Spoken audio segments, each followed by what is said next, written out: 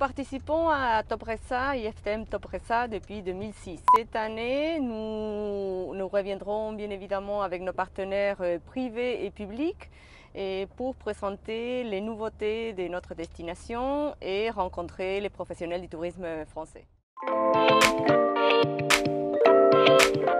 Moi, je fais des études en communication en Argentine. J'ai travaillé en Argentine pendant longtemps dans le milieu privé et rien à voir avec le tourisme. Et c'est ici en France que j'ai découvert ce secteur qui m'a attrapé tout de suite. J'ai décidé de faire des études, un master en tourisme, en développement de projets touristiques et culturels ici en France.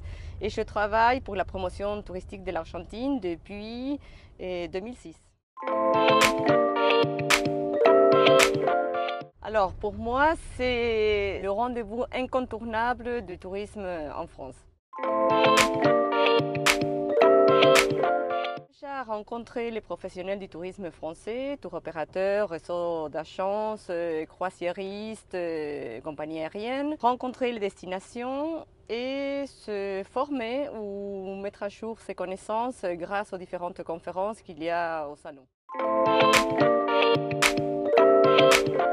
Par rapport au marché français, ça va être une nouveauté pour nous. Nous allons démarrer une campagne de communication destinée au grand public et avec des partenariats que nous allons mettre en place avec des médias traditionnels, et soit de la presse écrite comme digitale.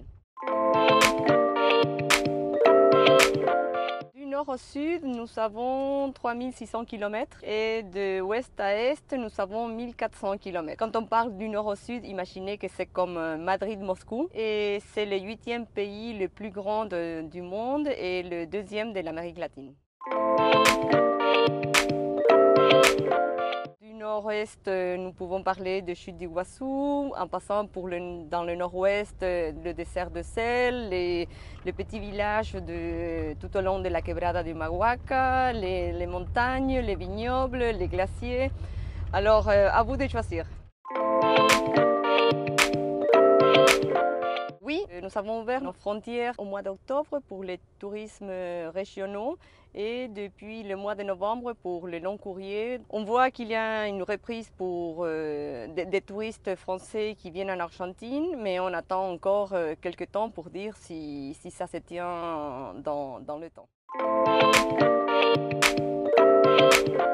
Je veux dire l'asado, que c'est la viande faite à la braise.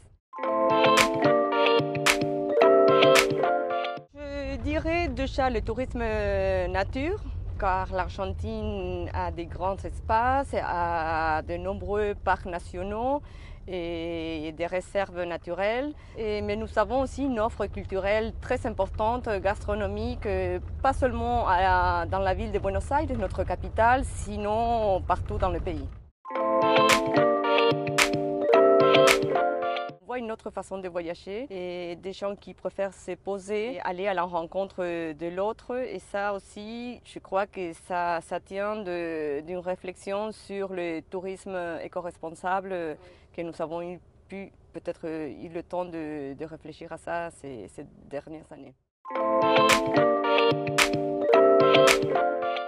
Moi, je le ferai en Argentine. Ça serait sur la route 40. C'est la route la plus longue de l'Amérique. Et en Argentine, c'est une route qui traverse tout le long du pays. Et elle a 5200 km de longueur. Et ça commence tout au sud et à la ville de Cabo Vírgenes, en Patagonie, pour se terminer limitrophe dans un village qui s'appelle La Quiaca, qui est limitrophe avec la Bolivie. Et je pense qu'en van, ça serait très bien.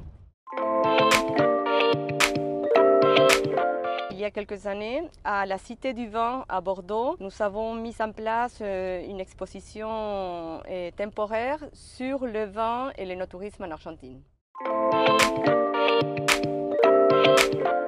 J'adore ce que je fais, faire la promotion de l'Argentine ici. Et la promotion touristique, c'est incroyable. Et c'est le contact avec des gens très différents, des Français, des Argentins, j'adore.